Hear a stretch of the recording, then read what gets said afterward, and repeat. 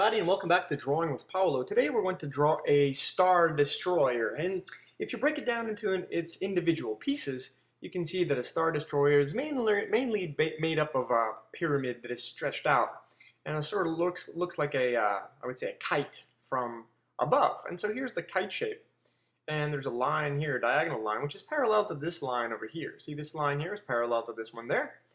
And then what we need to do once we've drawn this sort of kite shape, what we need to do is add that thickness to it. So of course the Imperial Star Destroyer has a thickness to that. There are some TIE fighters that come out of its side, and so we need to make that side here.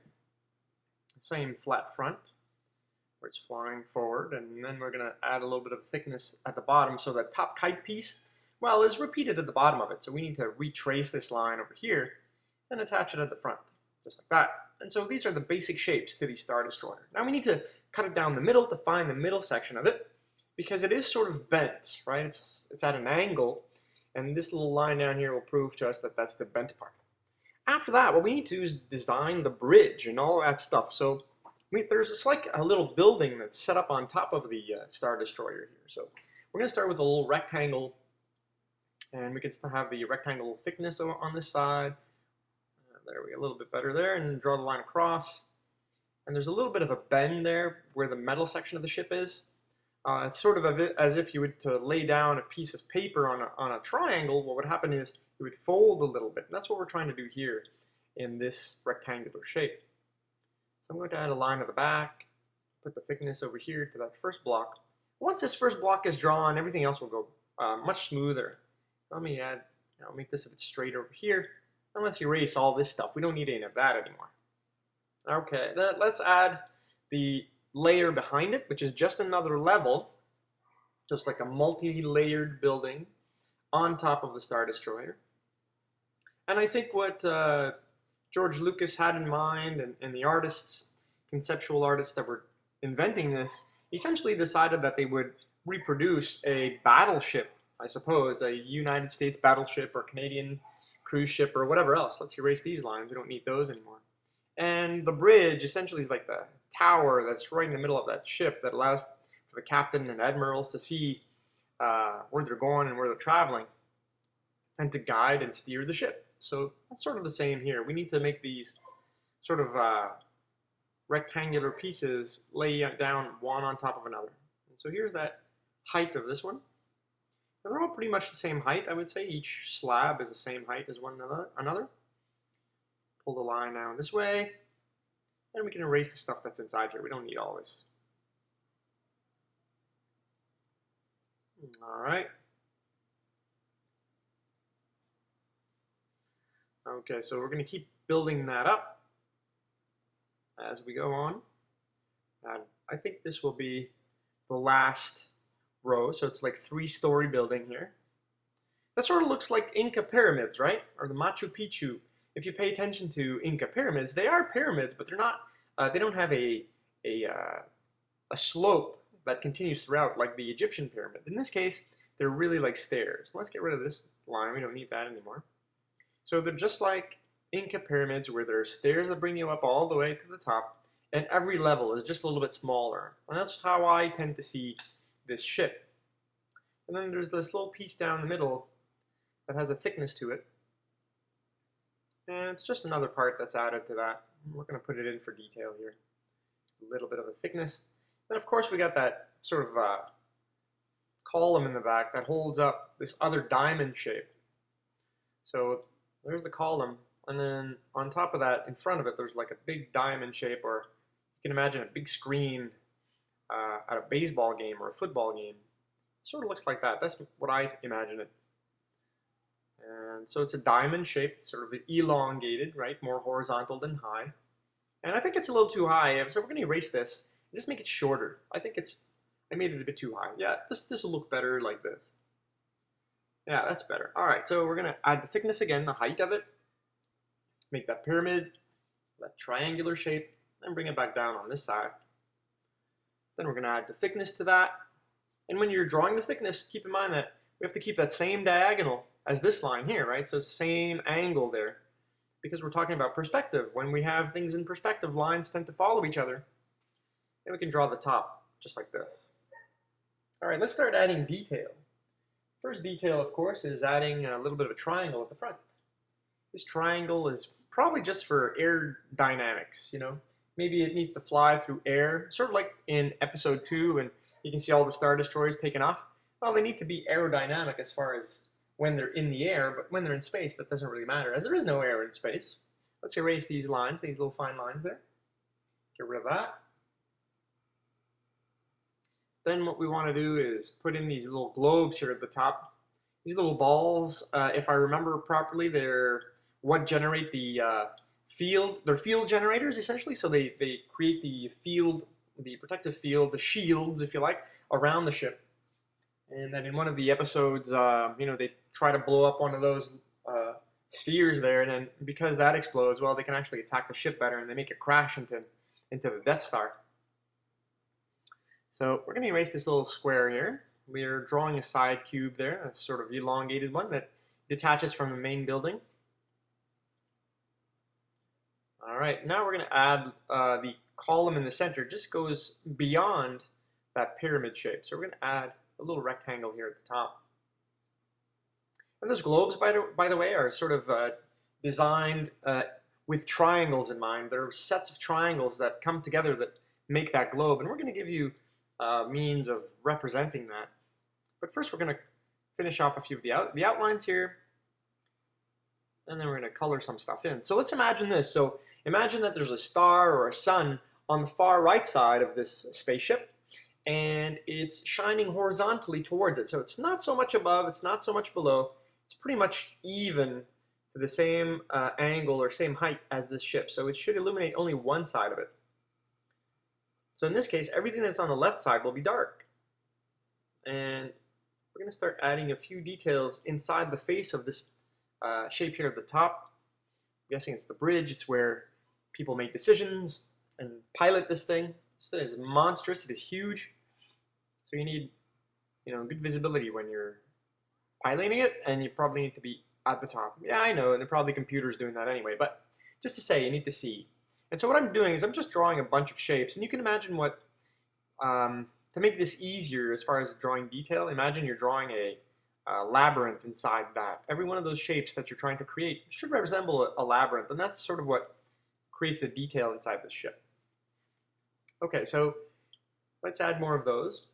And in other aspects, you can imagine that what I'm drawing are the letter T, and the letter E, and the letter F, and the letter O, a square letter O. Here's a letter I, for example, and a sideways F. And essentially, that's all I'm doing to add detail here, is just drawing letters, or looks like letters anyway.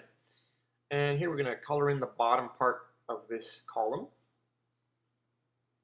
and fill that in nice and dark, because the underside here is really dark. The far left side will probably be a bit brighter, because we'll imagine that its rockets are sort of lighting up that side, its engines. And the same thing here at the top. And we're going to even add a few details here. Because we're so far from the ship, then any little detail will make it look realistic. Little dots and lines and circles and rectangles. Let me do the outline here. By the way, you can notice that I'm not rotating, you may have noticed that I'm not rotating my sketch pad. And that's because I need to draw to the camera. Now in your case at home, please do rotate that page, rotate your drawing, rotate your sketch pad, so that you get more comfortable in drawing. In my case, I can't do that just because I really want it to be straight on when I'm drawing. But I wish sometimes that I could rotate that sketch pad, because it'd make it much easier for me to draw. So guys at home, don't try to copy this. You don't have to make your drawing flat and straight on. You guys can rotate that page, that paper, that sketch pad. Don't be shy to do so. I'm going to add a little bit of shadow here on this side. This is what this little triangular shape at the front is actually projecting some shadow on the front face of this level. And we're just going to shade the front just a little bit. And we'll do the same thing over here. We're going to leave a little bit of white there. Maybe some light's coming from this way, and it's hitting the front of the ship. We're going to color this side, because this color and that color should be the same. We color this maybe a little bit darker. I want it to detach itself from the front shadow color that we've used, or tone anyway. They're not colors really. They're tones, grays. And we'll do the top as well. There'd be shadow at the top just because the tower is probably blocking the top there. So we'll make it nice and dark over here. And we'll color in the front just slightly. And for the sphere, of course, we need to make it sort of more rectangular, so a bit more, hard edge. And we're going to color it in a spheral fashion, so you can see it looks like a sphere because of the gradients. And we're going to add a few triangles inside there to give the illusion that this whole sphere is actually built with triangular shapes. Okay, so there's a little trick. So from afar, it sort of looks like that's working out. This bottom color here, we need to apply that to this cylinder underneath the sphere. I'm just going to color that in. There you go. And the same thing for this one. So we're going to color that in immediately, and then we're going to color the sphere in a sphere shading. All right, let's color that in like this. Slight gradient all the way, and then we'll add our little triangular shapes inside of that. There we go. All right, and we have the illusion that that sphere is composed of triangular shapes, triangular pieces. Now let's add more detail to this front face of our the top part of the tower. And all I'm going to do is add lines inside here, darker ones, lighter ones, and individual shapes. Like I said, they can resemble letters, a side-facing letter F, or a backwards C, or a letter E, or in this case like a U. I hope you get what I mean. Or in other cases, what you can imagine drawing is a labyrinth inside all of this. And that's what it sort of looks like from afar. Keep your lines different colors, darker, lighter, and that way, and it'll look more realistic in our drawing. So once again, this was a special request that was made a while ago. I'm catching up to those requests. I have 30 or more drawings left to do to catch up my drawing requests. And I think by the time I get to about 10 drawings remaining, I'm going to open up the requests once more so that you guys will be able to ask for more drawings. I can only draw one a week, so thanks for your patience, everybody. I have a day job and I have family, so I do this on my spare time, which I seem to have less of these days. Okay, so for the ship, the main body part of the ship, or the top here, roof, just has lines in there. You can imagine like this ship is sort of built like a tank, and tanks have overlayering steel bits and pieces, and so this is what you sort of want to give the illusion that this ship is built in that manner, same fashion. Very tough metal, I guess. And here we're going to draw that same detail that we did on the front of the ship. Even if it's in the shading, we need to give some detail to it. And keep in mind that the lines that I'm drawing aren't always straight. That's because, maybe this ship doesn't necessarily have straight lines. It has some overlayering materials and some welding and whatnot, and so the lines shouldn't always be straight. You should have some little edges and nooks and crannies in there. Just like this, you see what I mean? Just like that. It gives it more realism. I'm going to color in this side just to make it like the top level. And every one of those sides should have this kind of detailing in there. Keep in mind that there's shading on this side like this. And we're going to add a little bit of a shading in the front. And a little bit lighter on this side. Now, of course, the purists will say, Paolo, that doesn't really represent a Star Destroyer. You're not close to the reality of it or realism. Well, you know what? This is what I say. This is my drawing. So, yes, I'm calling it a Star Destroyer because it is based on the Star Destroyer. If you look at it, that's what you'd see, right? But this is my drawing, so I just want to draw it the way I want to draw it. And you guys at home will tend to stop drawing because someone told you that, that drawing sucks or it isn't very good. And you know what? That discourages a lot of you. And I totally understand that because when I was younger, I was discouraged too once in a while by a few of my teachers or friends, But in this case, the trick here is never to stop. Why are we drawing? We are drawing because we're practicing our creativity. We are practicing our drawing skills. It allows us to get better, and we focus on something for a time, and that's something that's vital for today's society, is being able to focus on one thing and doing that one thing right. Everybody's always pushing multitasking and all this stuff, but you know what? Drawing is vital and very good for you as far as creativity goes, and inventing things and putting it down on paper. So it doesn't really matter what people think about your drawing. Hey, this doesn't really look like Batman. Well, I don't care, man. It's my Batman, and I've taken that Batman character and drawn it the way I want to. And that's what you should do. It doesn't matter when you draw, where you draw, or what you draw, as long as you draw. And it doesn't matter what tools you use. just go ahead and draw and be that creative person that you are. I don't care what people tell you. That doesn't look like a horse. I don't care what you think it looks like. It's my horse. You can put a horse with 4 legs, 6 legs, 20 legs for all I care. That means you're creative, and that's what I'm looking for. That's what I'm looking to pass on to you guys. My passion for drawing and the will to just draw whatever you want.